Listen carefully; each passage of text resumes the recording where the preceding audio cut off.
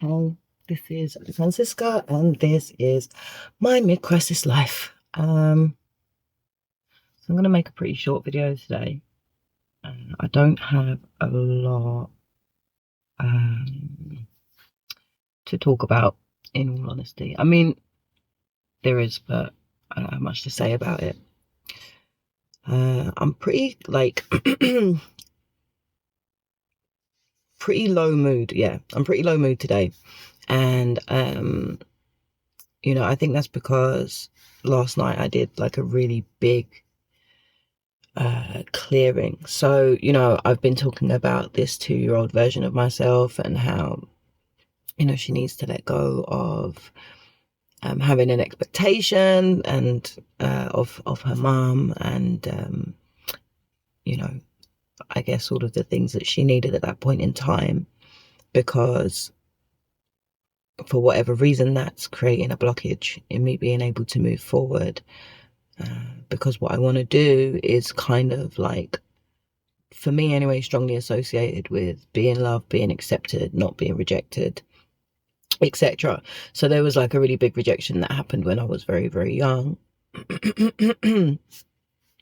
And yesterday I spontaneously spent some time clearing that. So I went to bed and I was like, you know what, I haven't meditated today, let me meditate. And I prayed to God and I was like, can you just find something for me on YouTube that's going to help me, like, in whatever way. So he did. It was something about like loving yourself, letting go. I don't know. I was like, okay, that sounds like it's going to be helpful. So I played that before I went to bed last night. And as I went into meditation, I immediately got this image of, my mouth is super dry.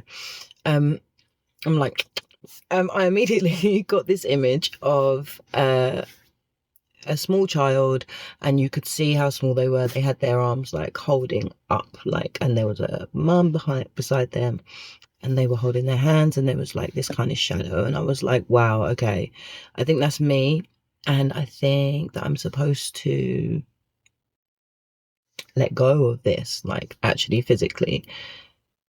And I remember for a long time the 2-year-old me was saying like, no, I'm not ready, like, anyway,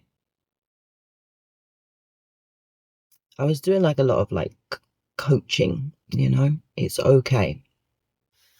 Telling that version of me, sorry, not even a person, that version of me, that small child, it's okay. Like, you can let go now, I have you. You don't need to search that from someone that isn't ever going to give it to you and what didn't give it to you at that age. And the amount of pain that you're causing for yourself, I understand. Like, I know what it is that you need, I know what it is that you wanted, but it's okay. I can kind of feel that void now.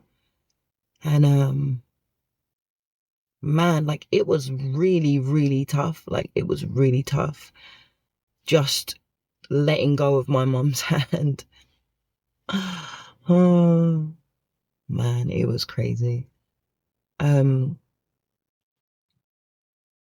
when I did finally do it, I don't think I've felt pain like that in quite a long time. Like, I was literally in the fetal position on my bed, screaming into my pillow silently because of how much pain I was in. Like, my body just cracked open, literally. It was excruciating, to be perfectly honest. It was excruciating.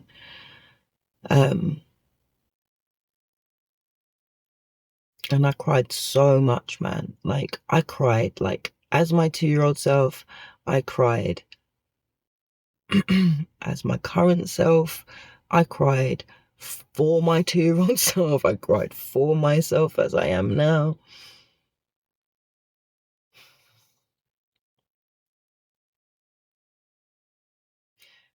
And even though there's a massive part of me that feels like it's not fair, that it's not fair that I'm having to reconcile these things. It's not fair that I'm having to reparent myself, that I'm having to go in and find my inner child and love my inner child and give them, you know, reassurance and encouragement and all of the things that I didn't have, like just a loving space.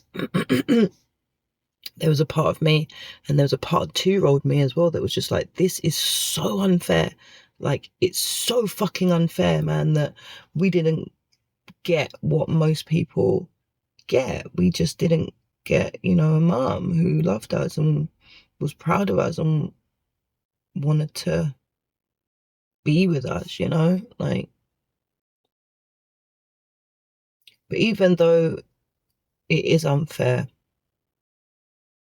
I think it's a really amazing thing that I do get to reparent myself, that I do get to tell myself how proud I am, because I don't often do it as an adult. I don't often sit and just say, hey, Fran, like, you're doing really good, man. Like, I hear myself, like I hear myself when I'm working out or anything like that. It's always like these big comparisons to other people and the things that I did wrong and the things that I could do better and all that sort of shit. Like, I'm never just saying, well fucking done, man. Like, you look at you smashing it. But I'm able to say it to my 2-year-old self, because I know that that's a child and it needs it more than I do as an adult.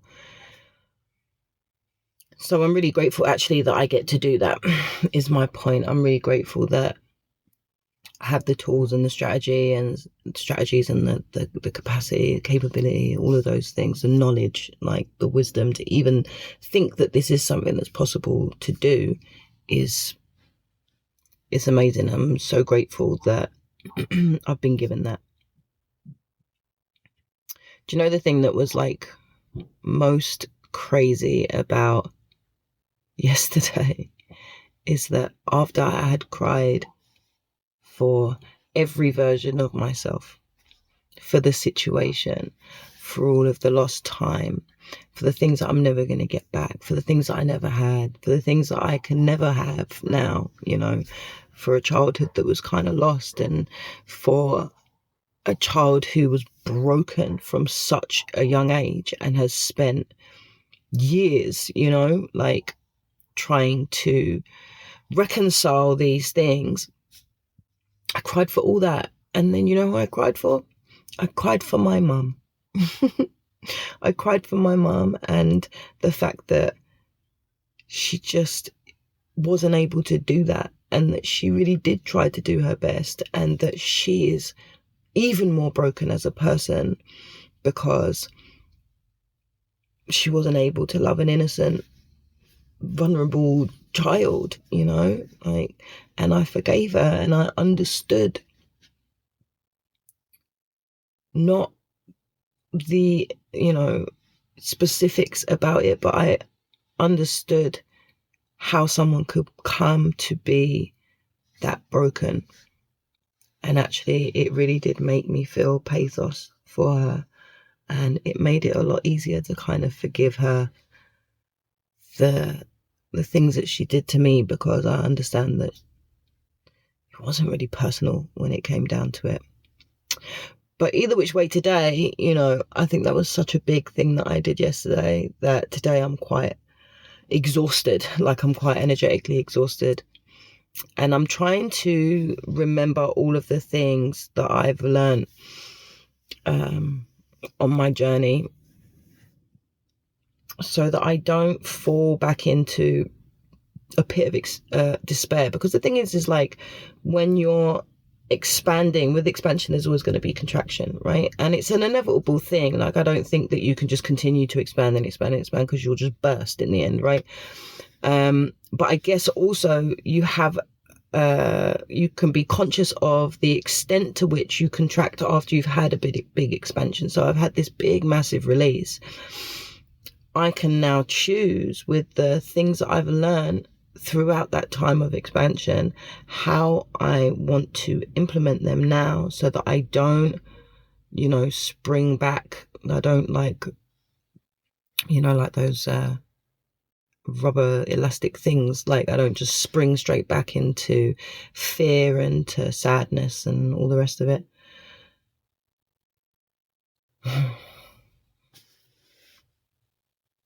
So yeah, and that's not one thing, that's a lot of different things, you know. That's consciously being aware of my mood, aware of my thoughts, aware of the things that are going on in my mind, what I'm focusing on, what I'm consuming, you know, what my emotional state is like. You know, I think it's just a lot of awareness. So that's really all I'm trying to do today. And I think that's all I'm going to talk about today, to be perfectly honest. And I'm going to go and carry on working through this big thing that I'm working through. Okay, that's all.